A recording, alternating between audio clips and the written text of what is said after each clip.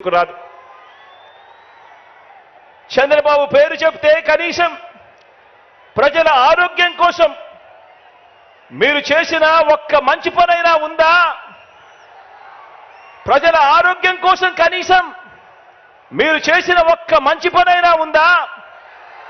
ప్రజల ఆరోగ్యం కోసం కనీసం తెచ్చిన ఒక్క స్కీమ్ అయినా ఉందా అని అడుగుతా ఉన్నాను. బాబు పేరు చెబితే రాష్ట్రంలో ఏ ఒక్క గ్రామంలో అయినా ఆ గ్రామం మధ్య నిలబడి, ఆ గ్రామానికి వెళ్ళి ఆ గ్రామం మధ్యలో నిలబడి మీరు ఏర్పాటు చేసిన పరిపాలనా వ్యవస్థ, చంద్రబాబు గారు ఏర్పాటు చేసిన పరిపాలనా వ్యవస్థ కనీసం ఒక్కటైనా కనిపిస్తుందా అని అడుగుతా ఉన్నా. ఆ గ్రామంలో కనీసం బాగుపడిన స్కూళ్ళైనా ఉన్నాయా అని అడుగుతా ఉన్నాను. ఆ గ్రామంలో కనీసం బాగుపడిన హాస్పిటళ్ళైనా ఉన్నాయా అని అడుగుతా ఉన్నాను. 14 సంవత్సరాలు ముఖ్యమంత్రిగా పరిపాలన చేశాడు. 3 సార్లు ముఖ్యమంత్రి అయ్యాడు. అయినా కూడా కుప్పం నుంచి ఇచ్చాపురం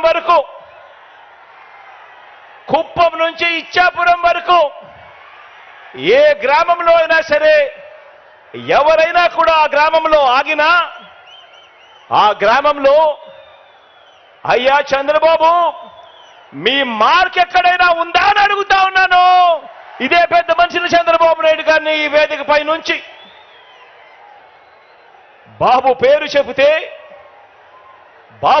చెబితే సామాజిక న్యాయం అనే పదం, చంద్రబాబు పేరు చెబితే సామాజిక న్యాయం అనే పదం కనీసం ఏ ఒక్కరికైనా కూడా గుర్తుకు వస్తుందా అని అడుగుతా ఉన్నాను. ఈ పెద్ద మనిషి చంద్రబాబు పేరు చెబితే ప్రతి సామాజిక వర్గాన్ని కూడా ఎన్నికలప్పుడు మేనిఫెస్టోలో రంగురంగులుగా రాయడం, ఆ తర్వాత ఆ సామాజిక వర్గాలన్నింటినీ మోసం చేయడం, ఇదే ఆనవాయితీగా పెట్టుకున్నాడు ఈ పెద్ద మనిషి చంద్రబాబు నాయుడు గారు. 1995 అప్పుడు చూసినా, 1999 పోనీ అప్పుడు చూసినా, లేక 2014 పోనీ అప్పుడు చూసినా కూడా సీఎం అయిన ఇదే పెద్ద మనిషి చంద్రబాబు గారు ఈ 3 సందర్భాలలో కూడా తెలుగుదేశం పార్టీ తరఫున తెలుగుదేశం మేనిఫెస్టో అంటూ ఇచ్చి, మీరిచ్చిన మేనిఫెస్టోలో ఏనాడైనా కూడా కనీసం 10% అమలు చేశారా అని అడుగుతా ఉన్నాను ఇదే వేదికపై నుంచి ఇదే పెద్ద మనిషి చంద్రబాబు నాయుడు గారిని. గతం ప్రజలకు గుర్తుండదు అన్న నమ్మకంతో ఇప్పుడు మరోసారి అలాంటి అబద్ధాలు, అలాంటి మోసాలు, మరో మేనిఫెస్టో పట్టుకొని బంగారు కడియం ఇస్తానని ఊబులోకి దింపి మనుషులను తినేసే కథ ఆ పులి మాదిరిగా ఈరోజు ఎర చూపిస్తా ఉన్నాడు ఈ పెద్ద మనిషి చంద్రబాబు నాయుడు గారు. రంగురంగుల మేనిఫెస్టో అంటున్నాడు, 6 స్కీములు అంటాడు, ఇంకా 6 రావాల్సినవి ఉన్నాయి అని అంటాడు. రంగురంగుల మేనిఫెస్టోతో మళ్ళీ మోసం చేసేందుకు బయలుదేరాడు ఈ పెద్ద మనిషి. నిజంగా చంద్రబాబు నాయుడు గారి మనస్తత్వం ఎలాంటిది అనంటే, చేసేది ఎలాగో మోసమే కాబట్టి అబద్ధాలు చెప్పేటప్పుడు బాబు దారిద్ర్యం ఎందుకు అన్నది బాబు నైజం.